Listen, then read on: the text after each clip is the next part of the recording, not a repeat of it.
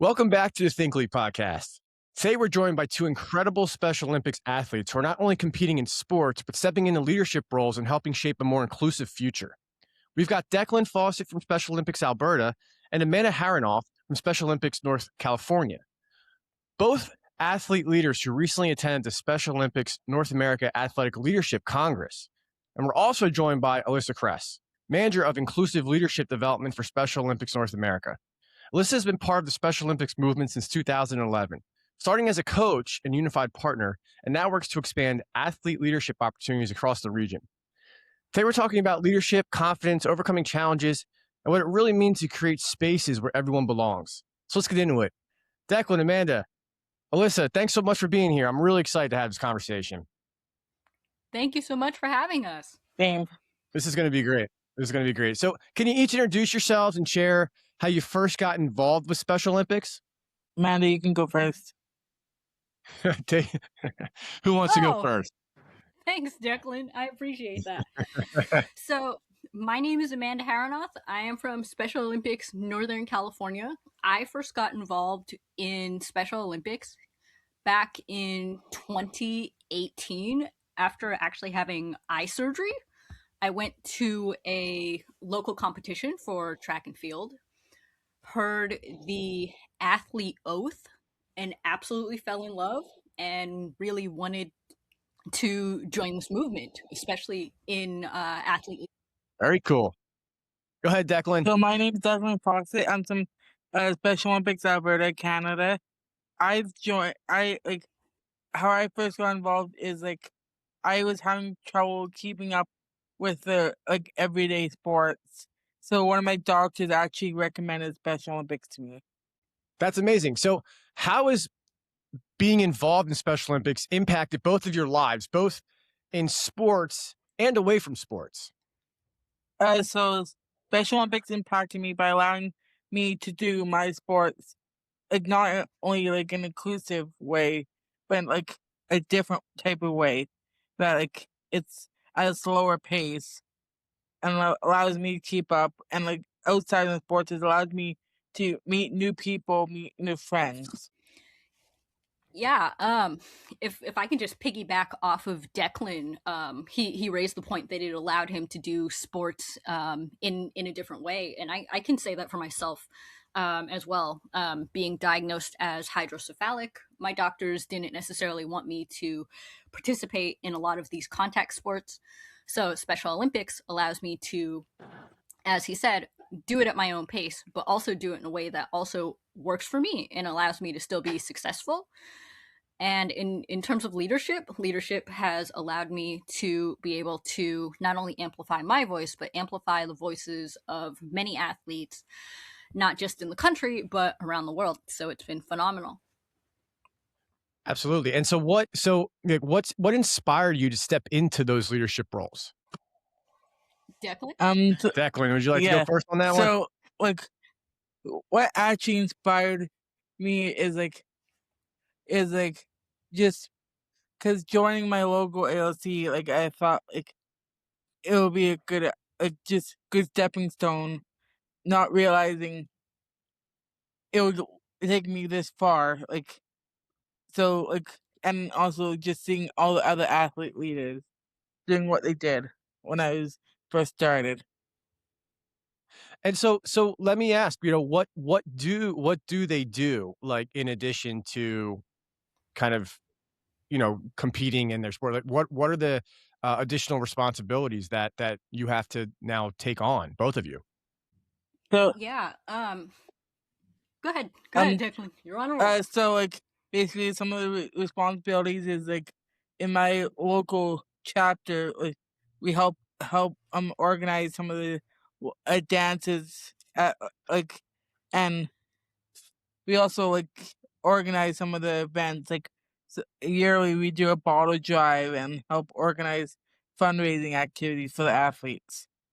What about you, Amanda? Yeah, absolutely. In Northern California, we organize local dances. We've just we did something with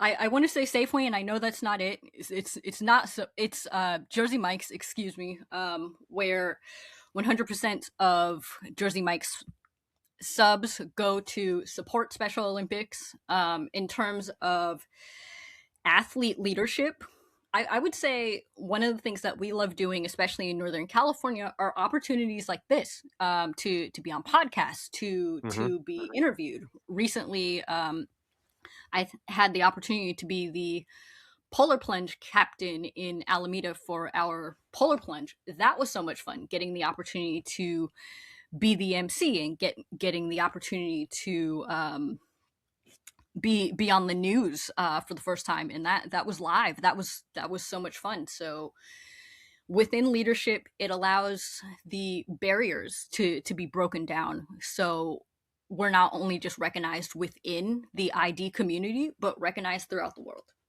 Sure, absolutely. And so you both recently attended the Special Olympics North America Athlete Leadership Congress. And can you talk a little bit about that for maybe my viewers or my listeners that aren't as familiar? Sure.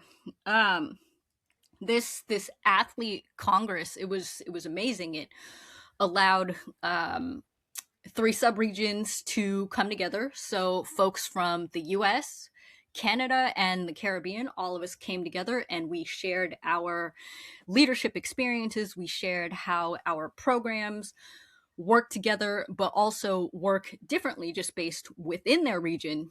And to just be a voice for the Special Olympics movement, because every movement needs a voice, and everybody needs a voice that is strong and compelled to make change. And I believe that's what we did at the Congress, tackling many of the topics that we spoke on. Specifically for me, I would say athletes within media was the topic that I care about the most, because I think it is the most important.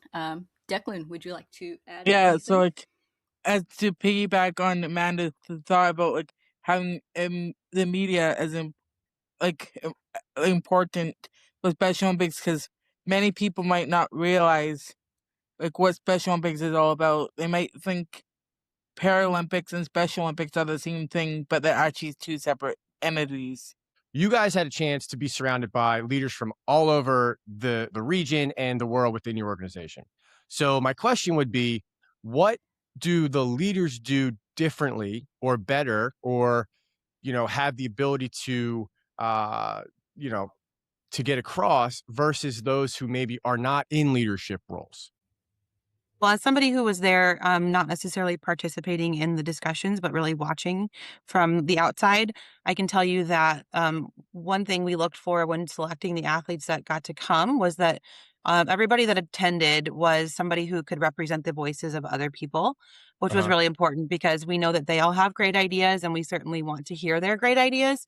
But they also did a lot of work back in their communities to gather input from athletes around their whole community and then bring that information to represent like more than just themselves, which was really important. And I know every single athlete that attended was really, really passionate about taking action within Special Olympics. So not just saying, hey, we want this way, or you should do this differently, but I want to be a part of making that change as well. So very action oriented and also just great representatives of all their constituents. Absolutely. So Declan and Amanda, was there a specific moment that really stood out to you both? When Timothy Shriver Jr. came and spoke and told his stories about how like his mother helped his grandmother help create Special Olympics. What about you, Amanda? I would say for myself, for the advancing delegates, we had the opportunity to give speeches. And I would say for myself, a moment that stood out was that we were given 2 minutes to pitch ourselves, and my time actually ran out. I had 2 lines left in my poem. I was like, I'm going to get this. It's going to be wonderful. And I actually ended up getting cut off. Oh. So I think within within that moment, I said, okay, what am I going to do? Am I going to sit back there and cry and say I failed? Or am I going to walk off that stage with grace and hope that I did the best that I can to state my case, which is exactly what happened. Because I think, once again, when you're in areas of media, you have to be ready for any and everything. Anything can happen. You have to be ready. So I think it prepared me to be ready. It sure did. It sure did. I'd like to ask you both this. Why is it important for people with intellectual disabilities to have these leadership opportunities? It's important because like it allows the people with intellectual disabilities to speak on behalf of other athletes and allow the leaders, like the executive leaders, to hear some our viewpoint versus like them just guessing like what we want. Amanda, do you have anything to add there? Yeah, I think, nothing about us without us. You can't speak about us without getting our opinions. Our voices matter. If you want to speak on the opinion of intellectual disabilities, then ask us. We're the experts. We are the reason that this movement matters. Mm-hmm. Yeah. So going off of that, I mean, what do you want more people to understand about Special Olympics athletes in general? That we are amazing. When you meet one Special Olympics athlete, you've just met one Special Olympics athlete, and there are many, many more that are willing to be met, willing to be interviewed, willing to be loved just like anybody else. Because just because we have an intellectual disability, it doesn't mean that we can't teach the greater community what we have to offer. I think that's a huge misconception. And Declan? That we're just living our everyday life as like just as everyone else, like, but we're just doing our sports differently. Yeah. And can I ask you both this question as well? Because I thought of this through some of your answers to our questions here. You both have obviously competed as athletes. What is, in your opinion, your favorite coaches that you've had along the way, and why have they been your favorite coaches? So like when I first joined my first year of floor hockey, I kept like one of my coaches, Leanna, like helped me like with something that I kept getting penalties on. So I went up to and asked her like, how can I fix this? And she actually showed me how like took time out of practice and showed me one-on-one how to fix it. So she spent the time with you and helped you through that issue. Yes. That's amazing. That's amazing. What about you, Amanda? Yeah, so one of my coaches, Coach Jessica, who's awesome, she actually got to attend the Congress with me, which was amazing. And although leadership is not necessarily her background, she just completely dove in to support me at the Congress, which I think is amazing, because this can be, an uncomfortable role for anybody who just has to randomly step into it. So she was incredibly encouraging. She would encourage me to, raise your hand, state your opinion.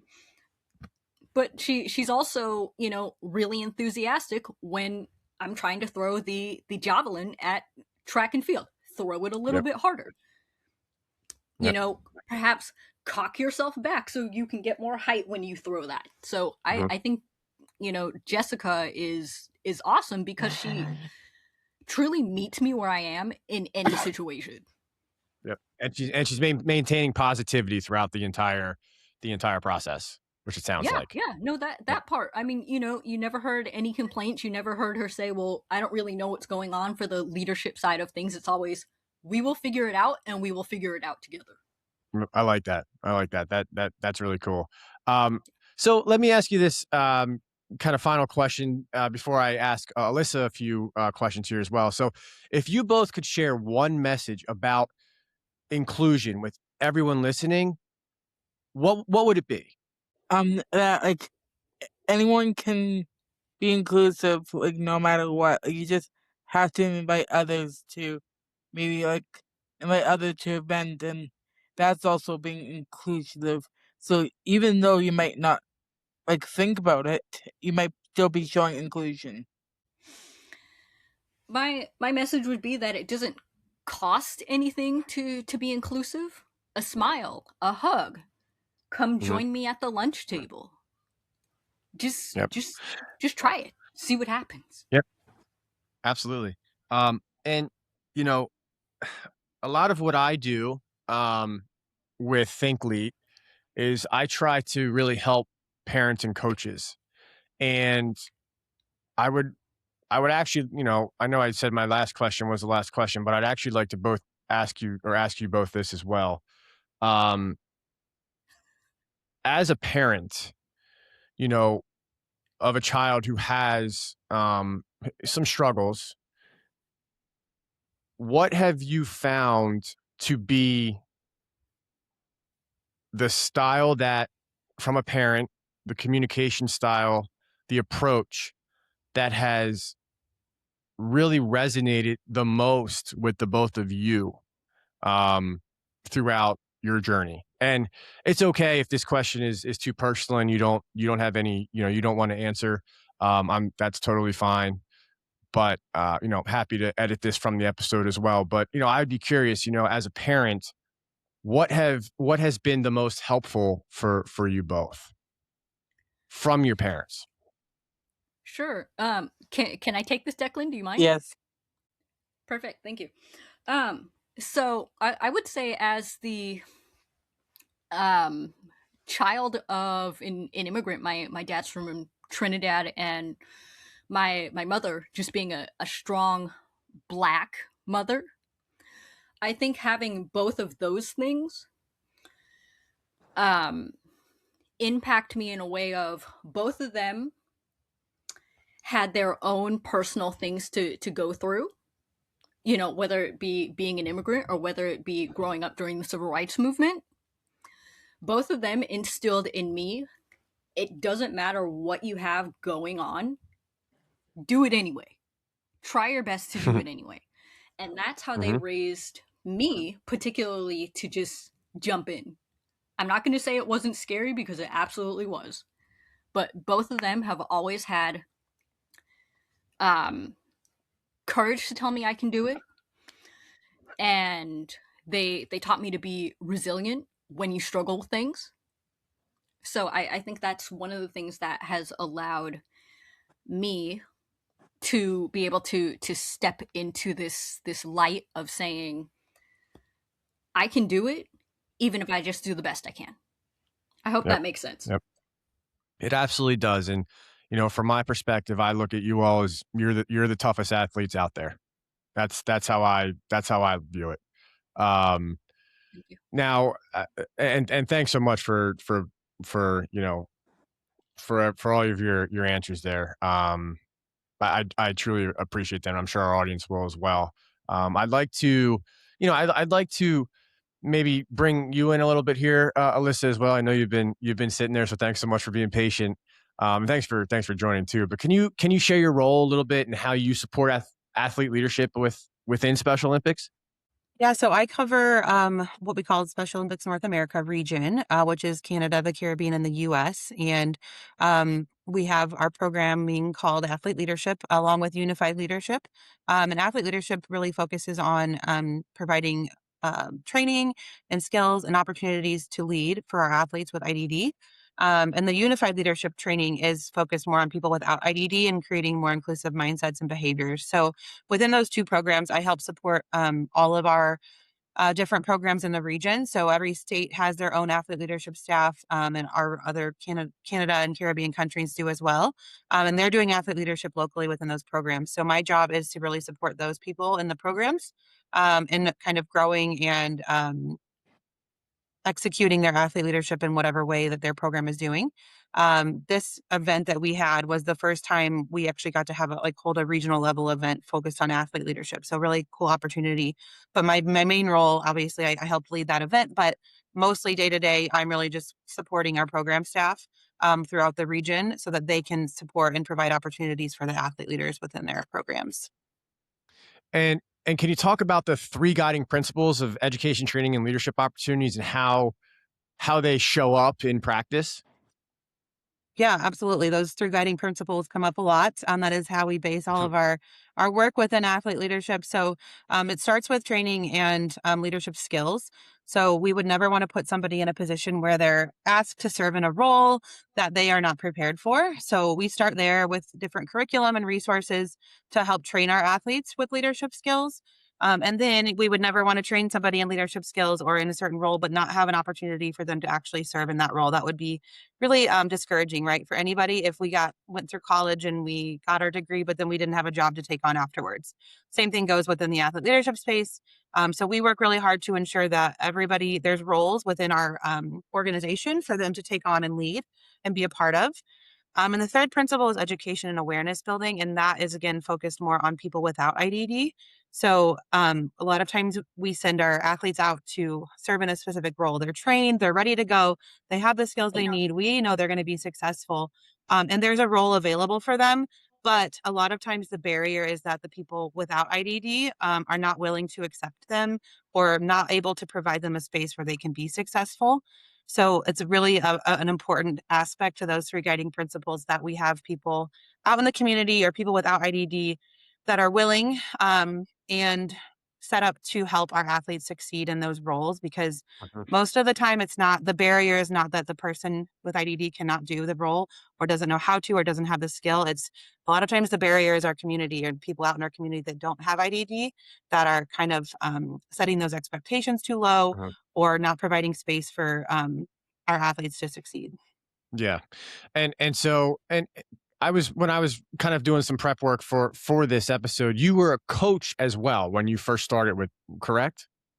Yeah, so I started while I was doing my bachelor's degree. I was put into a Perks and Rec program back in Illinois, where I had a small portion of my job was to work with their special recreation program. And so I started off as actually a volleyball coach for their Special Olympics team. I was able to play as a unified partner as well, which means people without IDD are playing on the same playing field as people with IDD, and they're playing together. So I started out there, and I really had no idea. I didn't know much about Special Olympics prior to that opportunity. And that really kind of got me hooked. And then I took my first job with Special Olympics after that. So yeah, I started out as a coach. My background is in sports psychology. So really focused on like character building through sport. And that's obviously, I didn't know it, but that fits really nicely with Special Olympics. So that opportunity, I was glad I had that while I was in college, and it kind of directed the pathway to my future life. And I would be so curious, and I know I asked this question to Amanda and Declan a few minutes ago, but your approach to coaching, right? Your approach to approaching these athletes. How have you gone about that, right? Like, what do you think has resonated the most with these athletes, and what, I guess, maybe quick wins or takeaways would you be able to mention here for my audience that's listening to this? Yeah, sure. I think I've coached many different types of sports, from 4-year-old T-ball to Special Olympics to more competitive junior high volleyball, and all the levels, right? And the consistency between all of those different levels is, I think you focus on getting one step better every day. So everybody is starting from a different point, but it's really important as a coach to see each person as an individual for what they bring to the table, and help them grow every day. So it doesn't matter if it's her first day on the court and Declan's been playing for 4 years. As a coach, I'm still going to meet them where they're at individually and help them grow within themselves. And that really creates a lot of, I think, success, and it helps kind of guide what everybody needs to be doing. But also that's an easy way to stay positive, right? There's no failure if you can just get one step better every day. And then how would you manage that that key word, that word expectations, right? I think there's different expectations based upon, the type of athlete out there. How would you go about setting and then managing expectations for the different audiences of athletes that you've worked with? Yeah, again, it's hard, right? Because I think everybody has different expectations. So you have to Yeah. really get to know. I mean, Declan said it right. He said his favorite coach was somebody who took the time Yep. to get to know him and learn what he needed. And truly, as a coach, it's so time consuming because you do have to do that for every single person. Help them set goals is a great way to do that. And, sit down with all your athletes at the beginning of the season and ask them to set goals that are for them. But then as a coach, you help keep them accountable. So I should never be telling my athletes what they need to accomplish. They should be a part of writing those goals and deciding what they want to look like at the end of the season.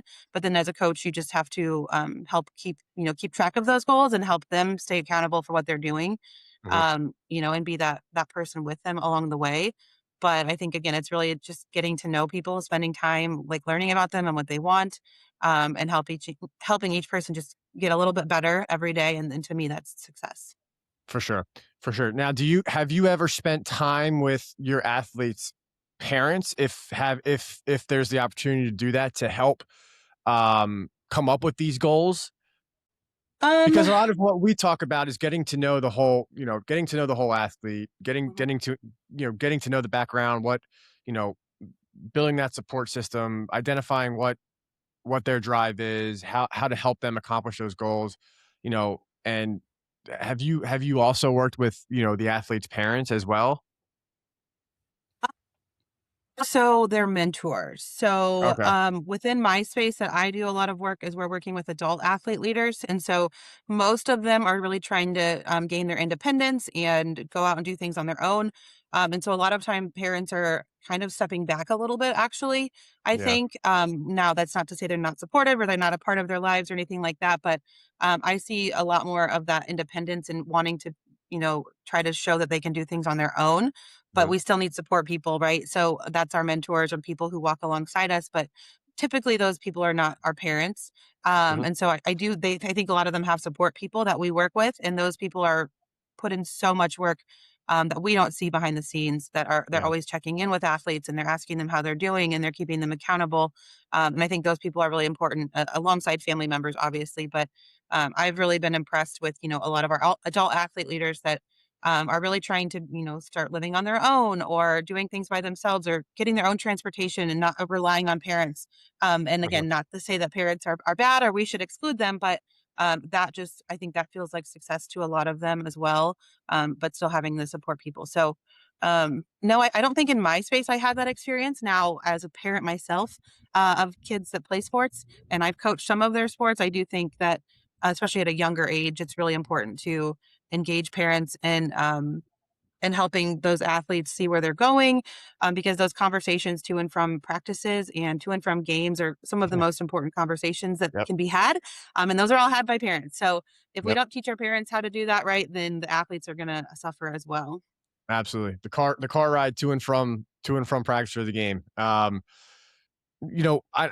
a big believer in mentorship. One of the things we offer at ThinkLead is, we have a mentorship program that we put in place where, we work with athletes and their families, because maybe, the or, the parent's voice isn't resonating, or maybe there's, some other reasons why we want kind of somebody who's, not involved in the everyday to get involved, and maybe it'll resonate more with the actual athlete. But I would be curious, how does somebody become a mentor, get involved in the mentorship program with Special Olympics?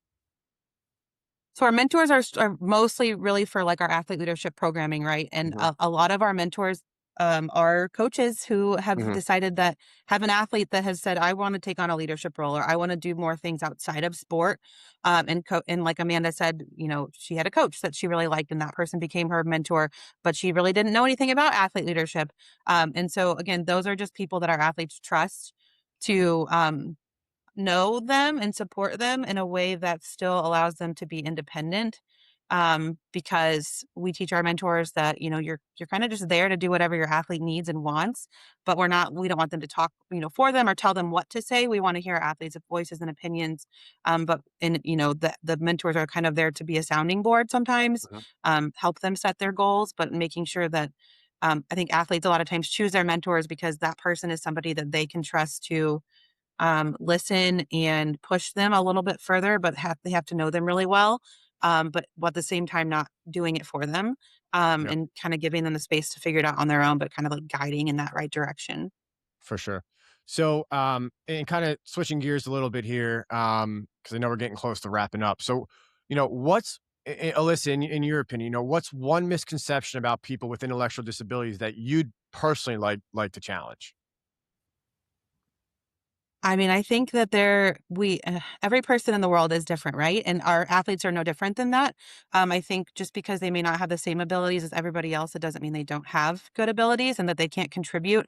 I obviously see it every day, and I'm so lucky to be able to have conversations with people with IDD every single day, and it feels natural.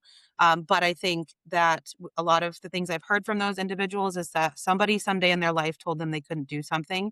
And to me, that blows me away because I see them do these things every day. So how could somebody tell them that they can't do something when they have no idea? Hmm. So our athletes may be not what you expect them to do, or they don't have the abilities that you want them to have or that you expect them to have, but they do have abilities. They might be different than everybody else's, but they can certainly contribute and you know, provide our communities with more creativity, better ideas, different ideas.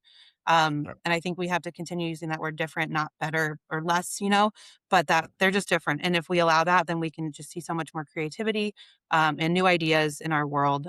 So I think just being open-minded and letting, our athletes show you what they can do rather than assuming what they can do or wanting them to do something a certain way, but allowing them to do it in their own way and really just showing how it can be done.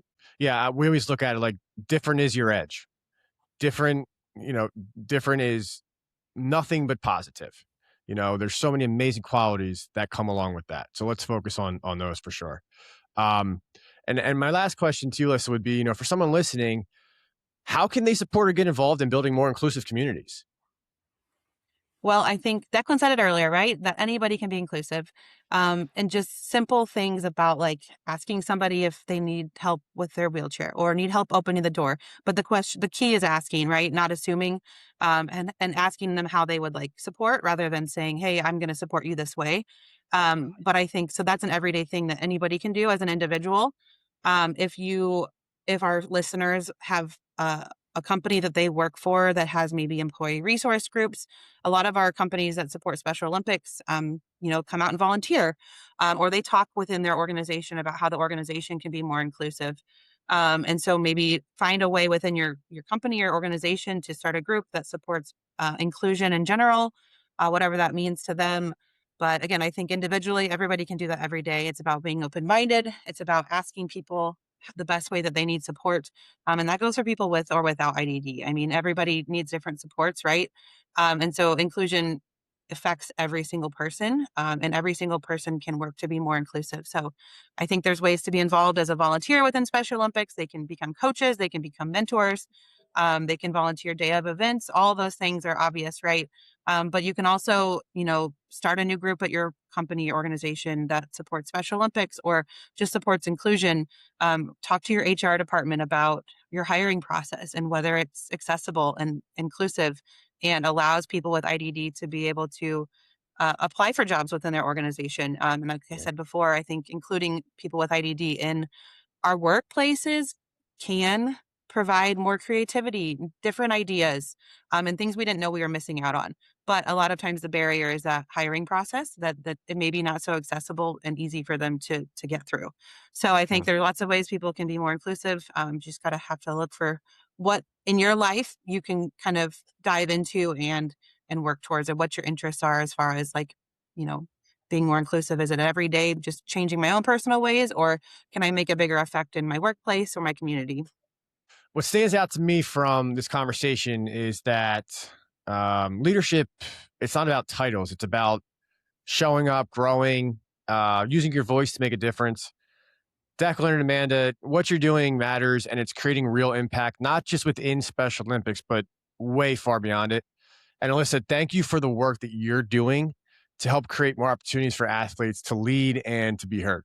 So I'd just like to say thank you all for joining. I'm sure our audience is going to take a lot away from this conversation. And I couldn't be more thrilled that you all were able to take the time to join this podcast and spend some time with me. So thank you so much for joining. Yeah, thanks for having us. Thank you for having us.